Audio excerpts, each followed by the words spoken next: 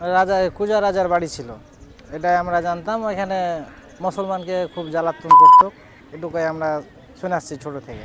কেউ থাকে না এখন, মানে বসবাসকারীরা যারা ছিল তারা ভারত চলে গেছে। এখানে প্রচুর অত্যাচার করেছে। আগে আর সিপাহী ছিল এখানে প্রচুর, ক্যাটার ধরনের। ওখানে ঘোড়া থাকতো, বাঘ থাকতো, এরাকে লিয়া বিভিন্ন গরিবের বাড়ি যেত, হামলা করতো। প্রচুর মুসলমানকে অত্যাচার করেছে। এখানে ওদের এখানে আর একটা বাড়ি আছে, ওখানে আর ক্যাডার বাহিনী থাকতো। তারপরে এখানে এই পরিবেশটা এখানে আগে খুবই সুন্দর ছিল, ফুলের গাছ ছিল, এইগুলাতে দেখেই জীব উঠতো। কিন্তু ওর ব্যবহার খালি একটাই খারাপ ছিল যে মুসলমানকে অত্যাচার করতো প্রচুর। বিভিন্ন বাড়ি থেকে তুলে নিয়ে আসতো, খাজনা নিত, অত্যাচার করতো।